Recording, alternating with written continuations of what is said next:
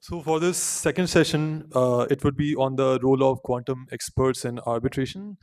I was going to give a brief introduction about this topic, but due to the paucity of time, I will not be doing so because I'm sure we would much rather prefer listening to the panel talk about it than listen to me talk about it. So I will now like to invite the moderator for this session, Mr. Karthik Balisagar, sir, who is the senior managing director at FTI Consulting and is based out of London. I would also like to invite the speakers for this session, Mr. Deepak Dhawan, former ED Law, Indian Oil Corporation Limited, and consultant legal OGC Petro. I would also like to invite Mr. Gaganpreet Puri, sir, Managing Director, Disputes and Investigation, Alvarez and Marcel. And lastly, I would like to invite Mr. Gaurav Pachnanda, sir, Senior Advocate, Supreme Court of India.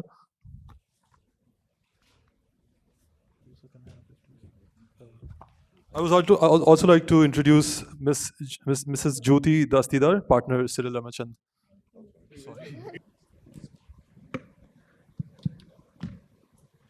Thank you so much. Thank you, FICL. Thank you, Dr. Sharma. And thanks for the kind introductions as well. So I think this is a very important session. Only reason being we are holding you up for lunch. So we have about, I think, 45 minutes, and we'll try and cover as much as possible. Let me start off this panel discussion by an anecdote.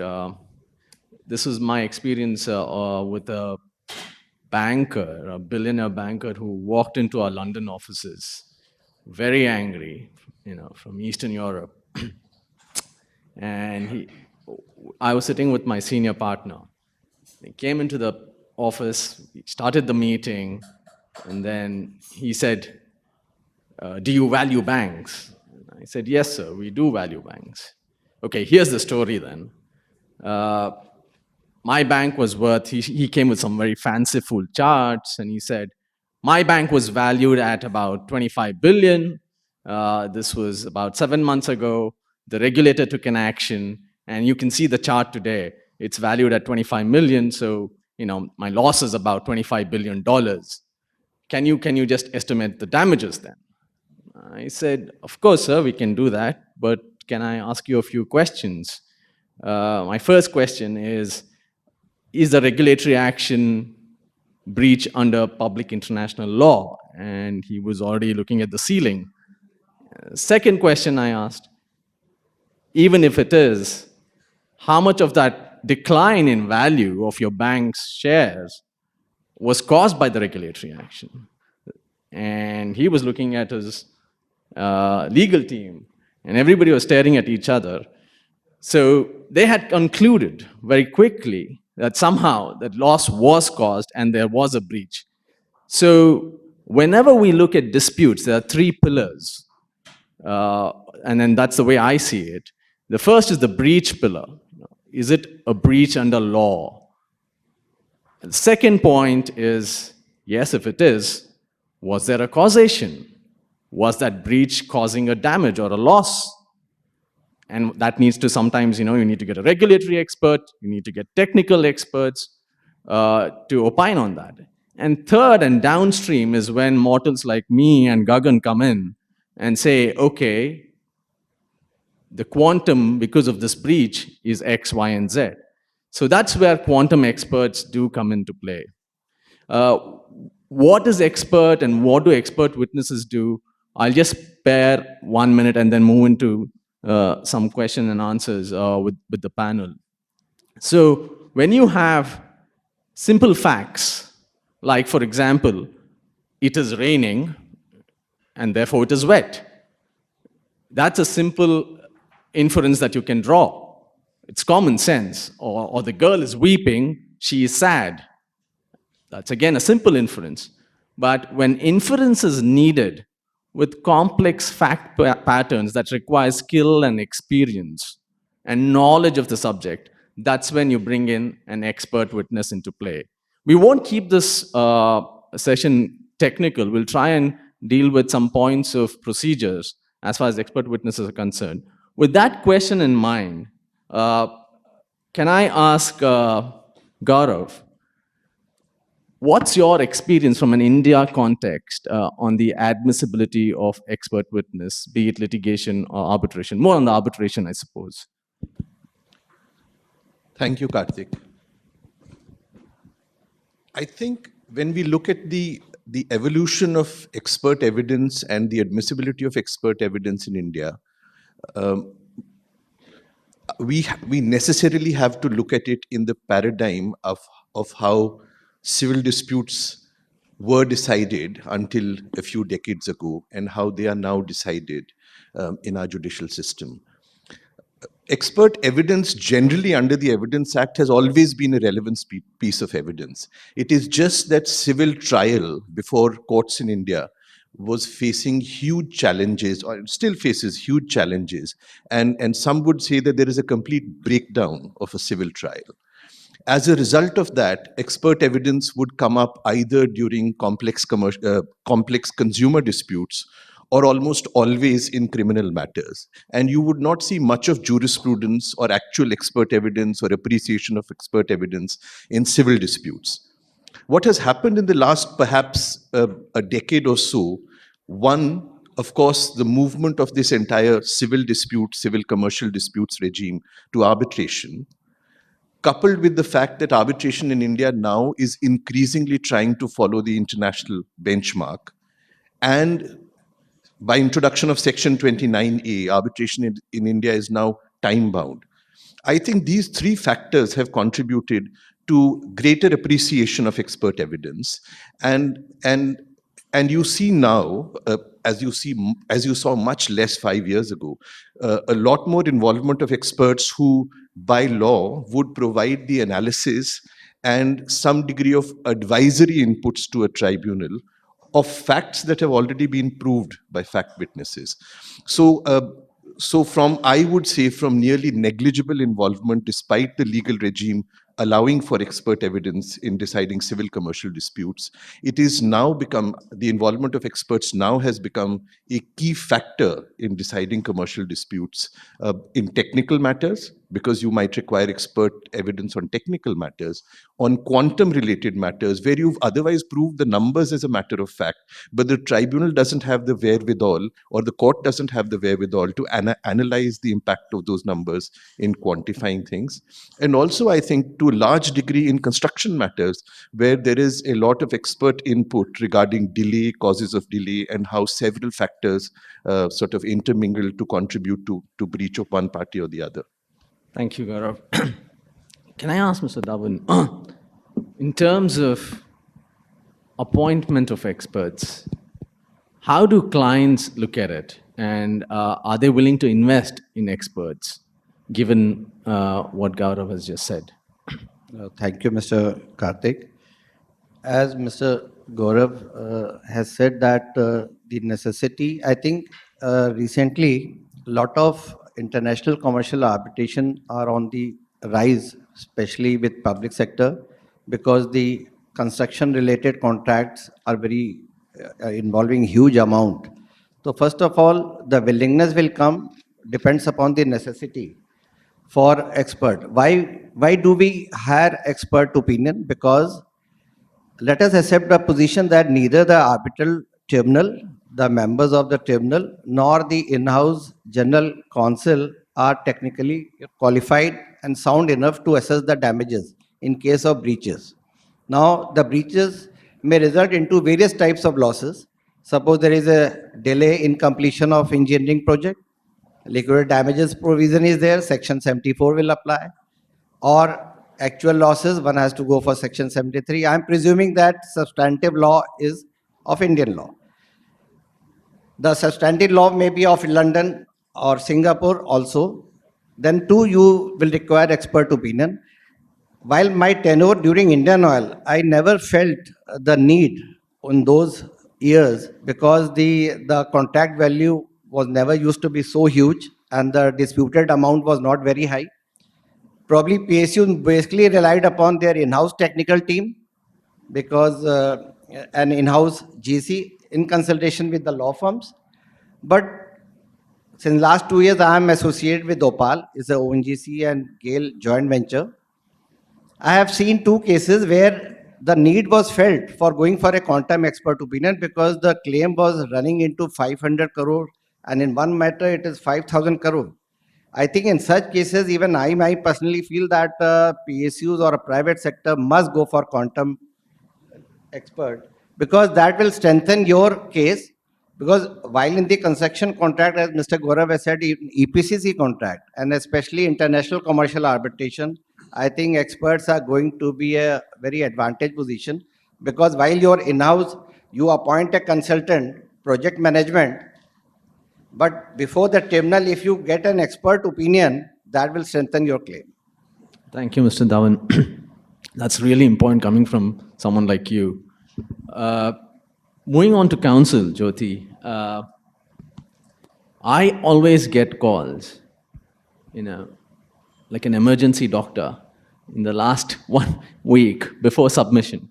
Oh, Karthik, can you help us with the quantum submission? Can you work this out? And we have to look at reams of paper and try and analyze these numbers. So from a counsel's perspective, what is your view in terms of when would you want to instruct an expert? Obviously, it's all dependent on the client and the party.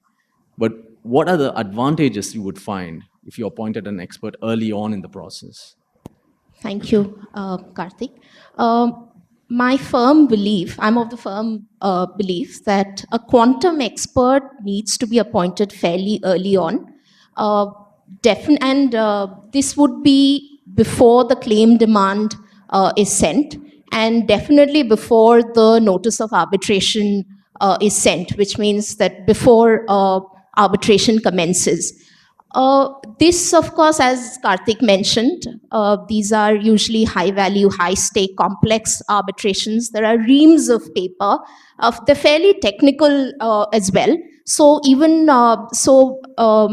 one, of course, we have to get the clients on board, and it's for the legal sort of team to make an assessment of whether you need a quantum expert, what is the expertise that they bring on board. But it's really essential to get them on board fairly early on. I have seen matters where technical experts were brought in fairly late, and that impacted the claims that were made in the statement of claims, because there were variations with the claim notice as well. So it enabled us as counterparty lawyers to sort of demolish the case that was set up, to also poke holes into the underlying assumptions. So we were able to demonstrate to a tribunal that either the facts were inadequate, the underlying assumptions were flawed, and the claim itself was not tenable. So I believe that experts are a very important part of a legal team, and they should be brought on early on to help deal with complex matters. The advantages, of course, are that experts bring in subject matter expertise. They are independent. They have an unbiased perspective. They have credibility. So all of this will add to the strength of your matter. Thanks, Jyoti.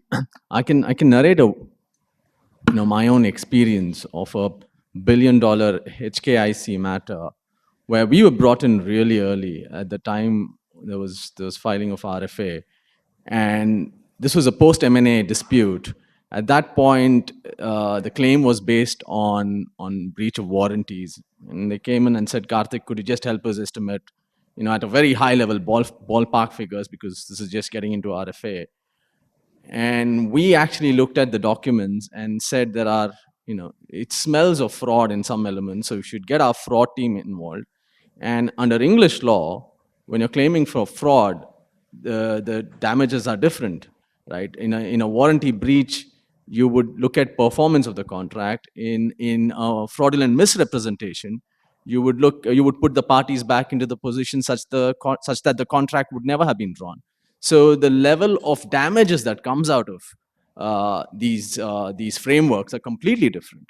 And the client and the counsel were very appreciative of bringing us in and sort of using that as an alternative approach if there was fraud. So I think, as Jyoti said, it's extremely helpful, especially in high value quantum matters, to bring quantum experts really on. It really helps in drafting your loss framework as well. So with that in mind, sorry, you had a point, I just Gaurav. wanted to make one additional point, Karthik. Purely as a matter of strategy and housekeeping, also, there are huge advantages of getting an expert involved early on, because almost always clients, whether they are PSUs or they are large corporations in India or abroad, would not have you would not have very good methods or systems in place for preserving documents. And despite the involvement of lawyers, there is a lot that is yet to be made available to the legal team to prepare for trial. The involvement of an expert quite early on would really put a lot of pressure on the client to get its act together, make all the documents available, so that you have almost everything that you need fairly early on.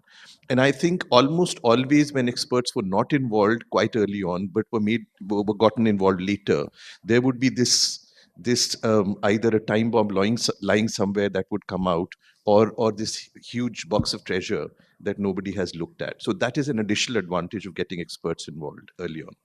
That's absolutely true. Documentation, is another key factor in a arbitration procedure. So I want to contrast two views, both from Mr. Dhawan and Gaurav. First, Mr. Dhawan, from a client perspective, as someone who is sort of instructing as a party, what would you expect from an expert, and what has been your experience? And then Gaurav can follow up from the art of cross-examination that sort of livens up everybody in the room, especially the lawyers and senior advocates like you. What would you expect out of an expert when you're cross-examining? First. Thank you, Mr. Karthik. It's a very relevant issue. Like before engaging the client expectation from the expert. On the basis of my experience of two cases in last 2 years, I think that one of the basic expectation, the foremost, that the expert should be in a position to identify the cause of action, which has resulted into the breach and the claim toward the losses. Secondly, my expectation would be the selection of the scale of measurement of losses should be valid and logical, and he should be able to compare with the other available methodology available, and he should certify that this is the best method for this particular industry or sector, depending upon the factual matrix of particular case.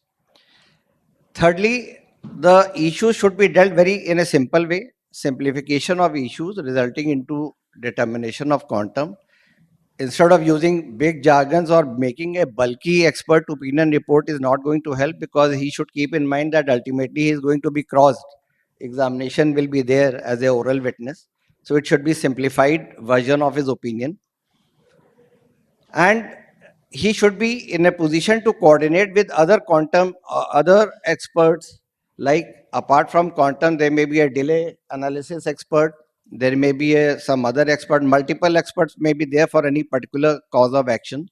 He should be in a position to coordinate with other teams, and there should not be any duplication of issues. He should, because the ultimate approach, Mr. Karthik, should be that it should benefit the tribunal. That should be the opinion. So these are the basic expectations which I feel. I think the point on working with other experts is extremely important. I normally come across cases, especially when technical or regulatory experts are there trying to establish causation.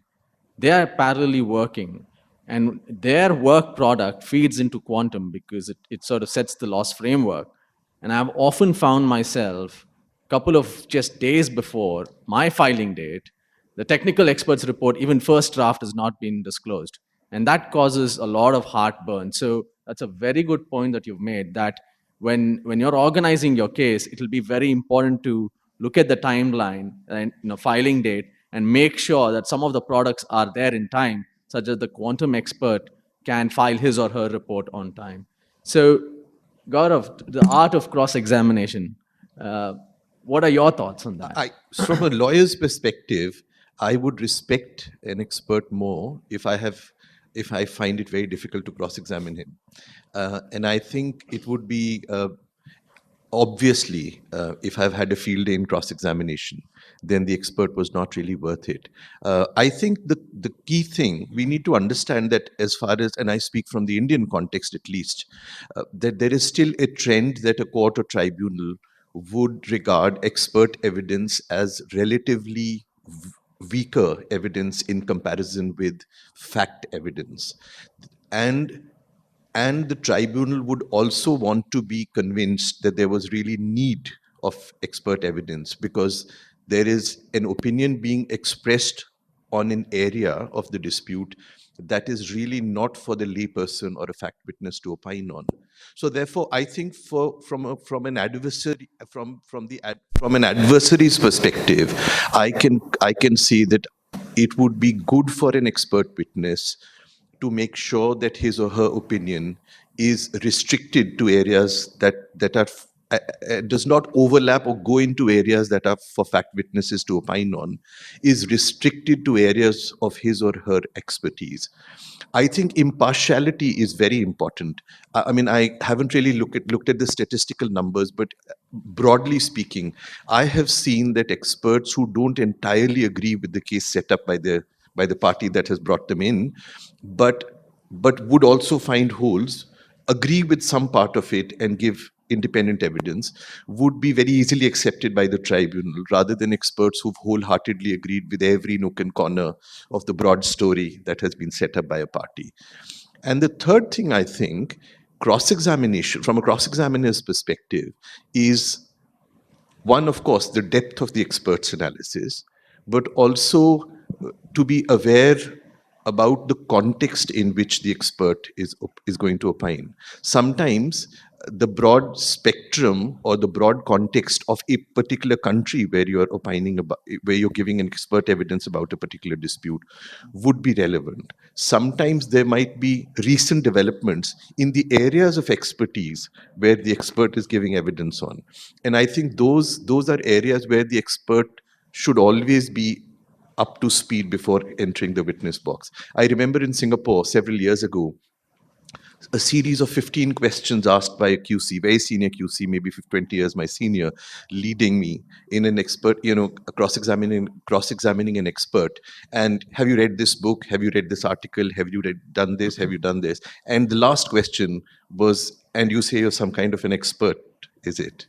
And that was it. So I think it's also very important for the expert to be completely up to speed as on the date that he or she enters the witness box about everything in the area of expertise that he's going to give evidence on.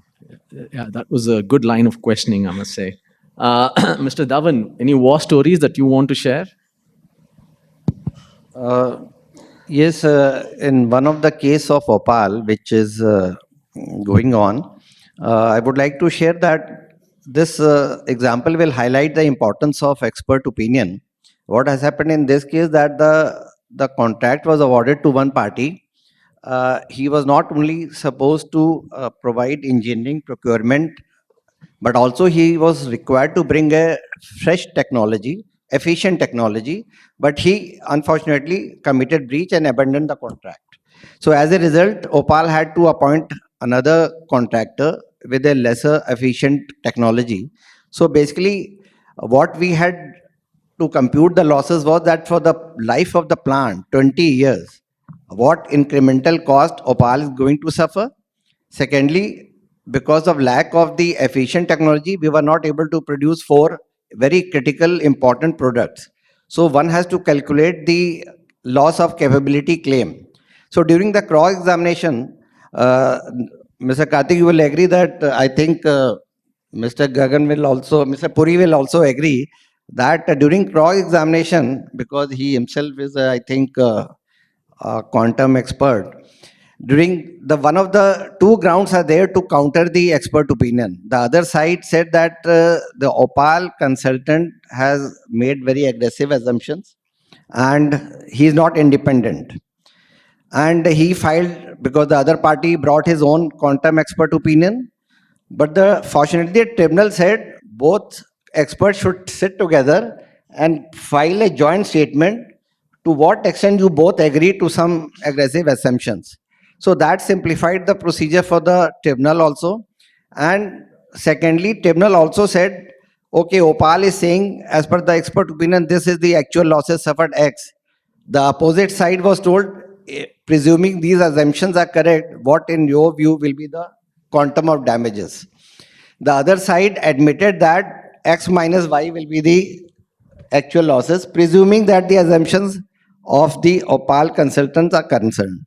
What I want to convey is that ultimately, unfortunately, the award was not in our favor. The tribunal surprisingly came to the conclusion that while the breach has been proved, but the losses actually suffered has not been proved. But this, the opposite side quantum report admitted that, in my view, the actual losses come to X minus Y. So this is one of the ground which we are taking now before for setting aside the award. So the cross examination is very helpful. And during the cross examination, we got the admission that, okay, you have calculated this much the damages. So that other side has admission is there, though the ground for setting aside is very less. This is one of the ground, but basically principle of natural justice violation we have taken. You may like to contribute. On Yeah, thanks. I think it's a very interesting scenario. And I remember the first time I was in court, and it's the first time I was testifying, and Justice Madan Lokur was the chair, was Delhi High Court. First time ever, I was a young man in those days. And the award is read out, and each party's lawyers start congratulating the side, saying, "We have won, we have won." And I'm sitting there thinking that I failed in my duty today, because we now have an order which is not going to be possible to implement it, because we've confused the issue so much between the experts that the court has come to an incorrect conclusion as to how this will get disposed. So I think a very early learning for me. And just to kind of echo some of the things that you said, when we talk about expert reports, there are some positives and negatives that come out of it, right? And to me, I'll start with the negatives first. Being an expert myself, as you know, what we commonly see, and every time I have to rebut or help in the cross examination of another expert, I think the first thing is that most experts tend to forget that the duty is to the tribunal. I think it's a very confusing sort of a line. They don't really understand the job is to make the tribunal's job easier and not complicated. And I've seen this jargon, complicated analysis, 50 pages of report not saying anything but parroting the client's page. I've seen reports where the background goes into 27 pages and the expert opinion is 2 paragraphs after that. So, what are we trying to achieve? I think it's very important to keep that in mind. The second and most importantly is, what is the report about? And what really is the expert testimony, expert evidence that you're providing? I've seen very confusing sort of determinations being made, totally, not in perspective of the dispute, but trying to bring other things in. And people often try to use the expert report as vehicles. And I've faced that pressure from clients saying, "Oh, we forgot this in our filing. Can you somehow include it so it comes in the filing so we can argue on this later in closings and stuff?" So expert reports are not for that. So it is an expert report. And I think lastly, and Gaurav had kind of mentioned to it, this is a really important point, that as an expert, you have to be within the realm of your expertise. I've seen people giving expert testimony on matters that clearly, and going back to your 15 questions, I mean, the 15 questions really prove, I mean, if you're not an accounting expert, then you shouldn't be opining as an accounting expert on accounting standards. If you're not a valuation expert, don't give expertise, on areas, because, right, really, really smart lawyers will understand, will give you a really hard time. And believe me, that the beer at the end of the day is not going to be worth it. The positives, again, coming out of it, I've had cases where even though our client has lost the matter, so as to speak, but the work that we've done on valuation or our reports have actually been used in the final award, saying even though on merits you guys don't do it, but for the purposes of determination, X expert was better than Y expert, even though the X expert was introduced by the side on the other. The second is, and again, so you referred to it as joint experts. I think the good part today, we have a vehicle to, at least if you have 2 experts, to get the areas of agreements clearly crystallized. I think that's a unique opportunity. I see more of that. And I think lastly, and I say that with a lot of pride, at least on some of the matters I've been on, is the quality of awards tends to go up when you have a nice quantum sort of a determination, a nice expert determination for the tribunal to rely on. They can then focus on the legality and the issues of merit, because the financial determinations or other sort of expert determinations come out very easily. So, the way I look at it, 20 years back when I started doing expert work, people were like, what are you going to do? It was very hard convincing lawyers. Today, I think we're over that hump. And I really feel that the next phase that's probably going to come is going to be very different, because it's not just quantum and delay, but there are various other sort of expertise issues that, are now people are seeing the benefit of having that on board. Thanks, Gagan. I think on the story of joint expert statement, I have this interesting story where, normally joint expert statements are set up such that you have areas of disagreements, and then you have areas of agreements also. And it's generally the court appreciates, or the tribunal here in this case might appreciate a short version of a joint expert statement. I saw a report, joint expert statement that ran into 137 pages, out of which 134 pages were disagreements. So, it also is, the onus is upon us, Gagan, and us, and me, and experts like me, that the experts conduct themselves in a manner in which they are helpful to the tribunal. Instead of keeping their egos at play, I think it is very important, even for experts, to engage with the subject. And to the extent you can spot the 2, 3, 4 disagreements, which is largely, and it's not funny, driven through instructions, then it's helpful for the tribunal to sort of see the difference. Another point I would add to what Gagan has already said is it is extremely important to remain unbiased. Now, there is a factor of instruction coming into play, and that's fine. But if you're saying I'm instructed many times over in your report, that clearly indicates that you don't have any evidence to put forward a strong opinion, which makes your report look weak. The other sort of tip I would give is don't refer to one side of the statement. I've seen many reports where you say you're representing claimant's position. Oh, this is the claimant's position, so on and so. This is my analysis. It gets repeated ad nauseum.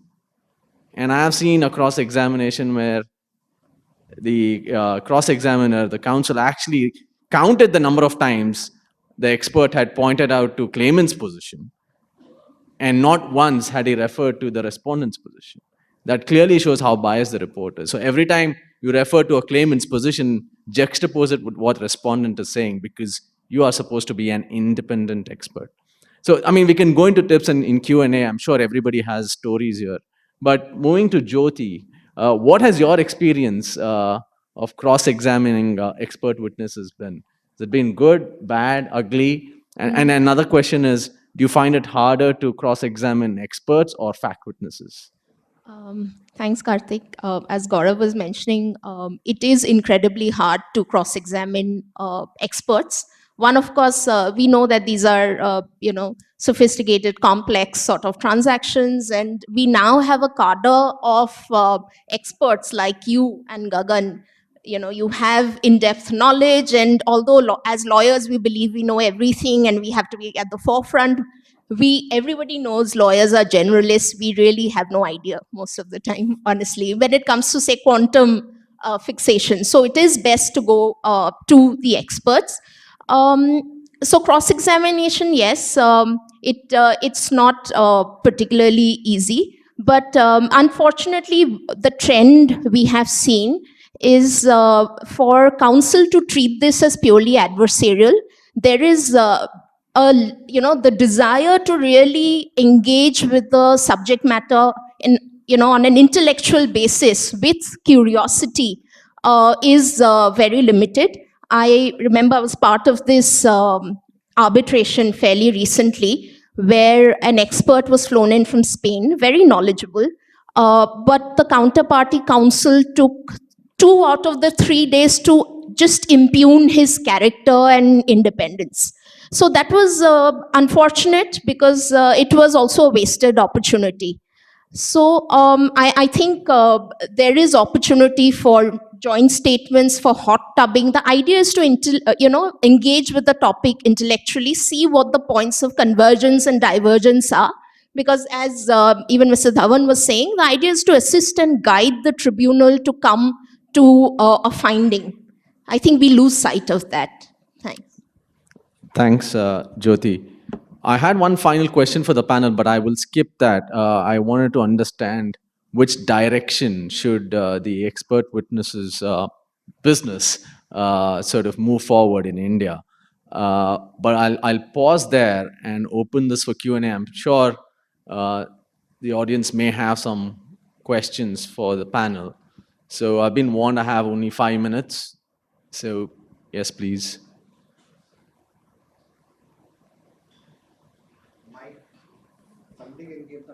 Can someone please give the mic to the gentleman?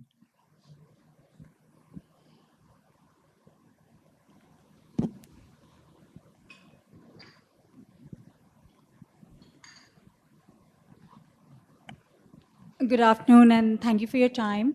I am Shraddhari Menon. I run a law firm in Delhi, Gurgaon. And this has been really enriching and very engrossing. Surprisingly so, despite having a bunch of lawyers and experts on the panel, it's been very, very interesting to hear you all through this. My question was around receptiveness of, for example, the clients have sort of come around getting experts. So I understand that the cost may be something which they're willing to absorb now.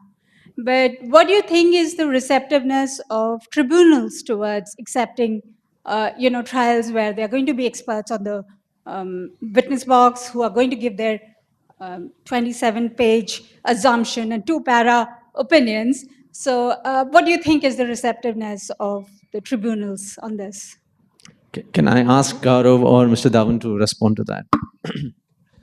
You know, I think 2 points. One, of course, increasingly, both tribunals and courts are more and more receptive to expert evidence.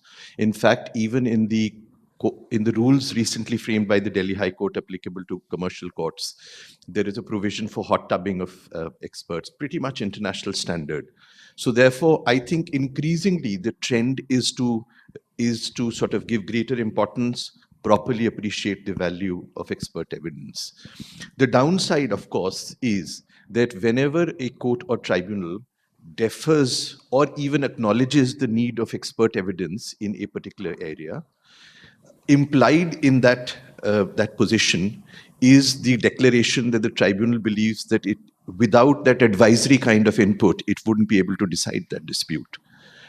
You take that to level 2, which basically means that if the tribunal has gone one step ahead and has asked both experts to do some hot tubbing exercise and come up with joint points of agreement, then it also means that the tribunal believes that it may not be able to assess the value of one view over the other. Therefore, it needs an agreement amongst the two experts. So therefore, the downside is that if the exercise of hot tubbing, for example, is not done very well, and there are more points of disagreement than of agreement, then the tribunal may not, A, be able to decide the dispute at all, and B, if it does decide the dispute, there will be some degree of injustice.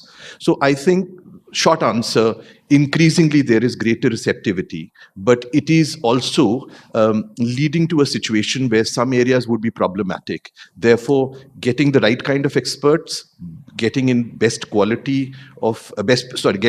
practices in reducing expert evidence are equally important as we evolve through this process. Yeah, to add on, there is an increase in receptivity by the tribunal is always open for the expert to win. In fact, if you see Arbitration Act, Indian Arbitration Act, Section 26, tribunal suo moto can also appoint an expert. I was associated with Power Grid Corporation also as a legal consultant.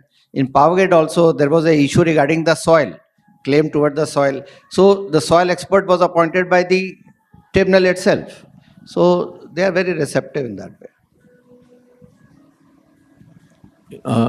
Can someone give the mic? Oh, you got a mic. Okay.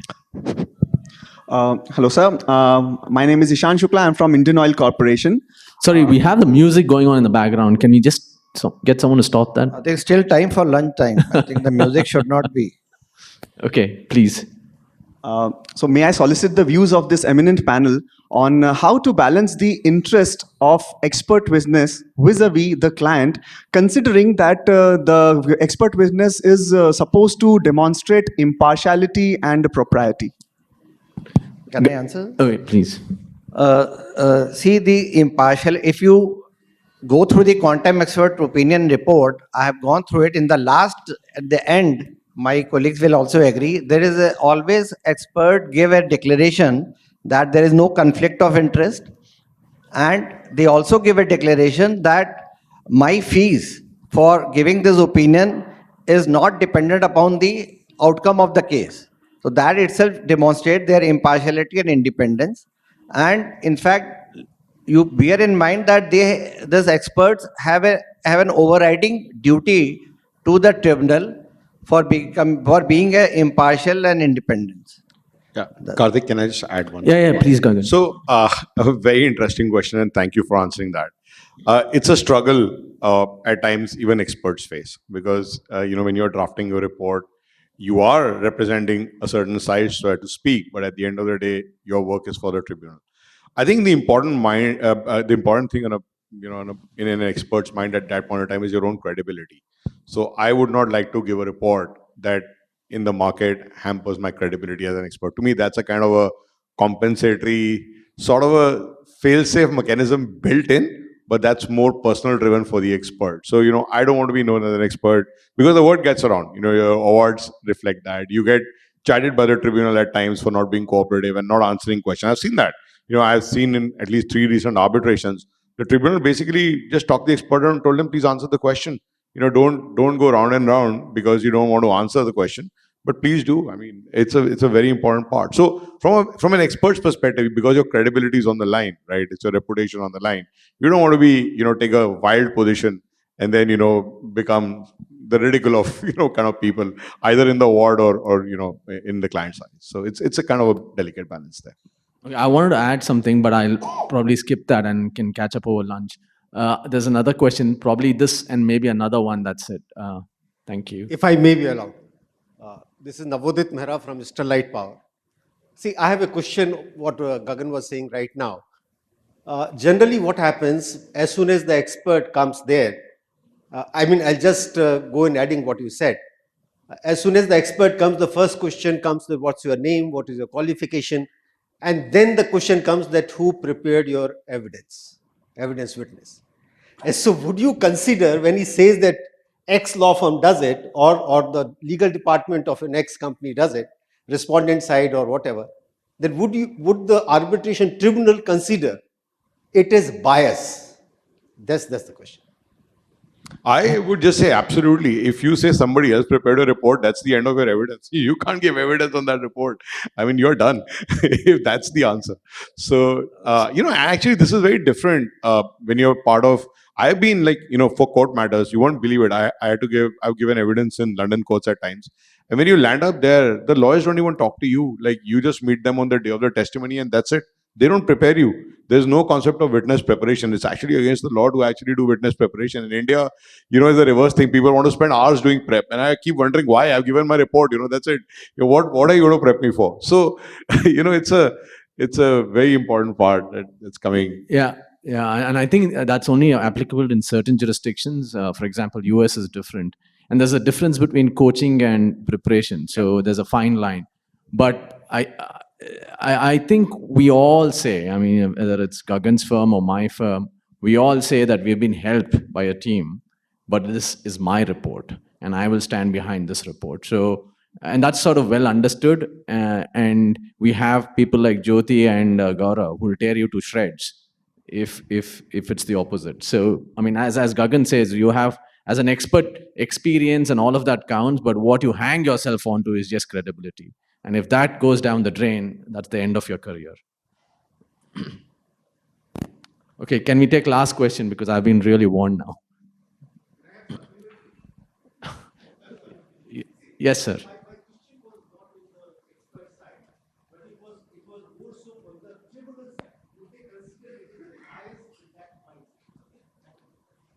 Okay, so I'll let others come in. So there are always two reports. It's not one report, right? Obviously, If it's badly drafted, then that's what you're testing. At the end of the day, you're testing for bias. You're testing for an opinion that is unbiased. So that comes down to the expert as to how biased he is with his instruction, and how biased he is with respect to his own opinion. And these two are two different things. So long as you sort of put out what your instructions and assumptions are, and then what your opinion based on those are, that is sort of the business we are in. But Mr. Dhawan, if you want to add. It's okay. Okay, yeah. Yeah, so I'm Neil from Tag and Bench Associates. I worked in the UK. Over there, they have something known as Part 35 of the Civil Procedure Rules, Part 35 Expert Evidence, which actually covers most of this. I think ours is under the Evidence Act.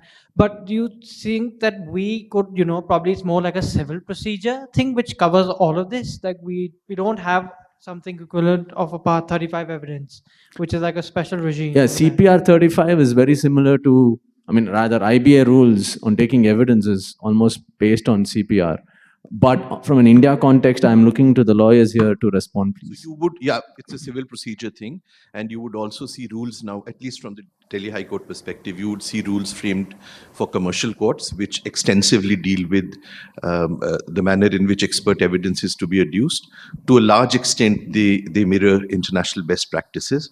But as you know very well, the tribunals wouldn't be bound by those rules, and arbitral tribunals, if they're institutional tribunals, then they would look at the institutional rules.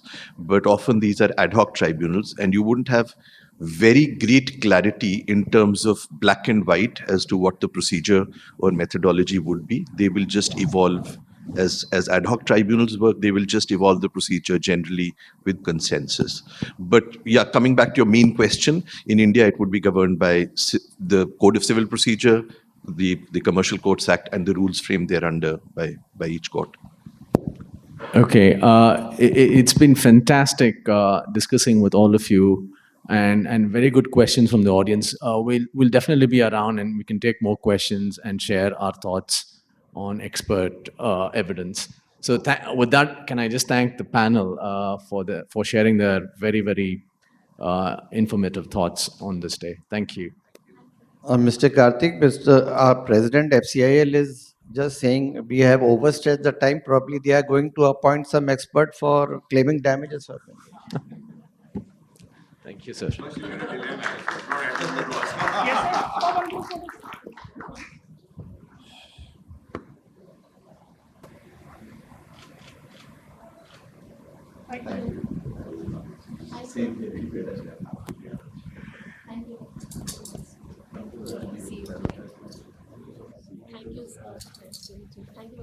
you. Yeah, catch you around. See you.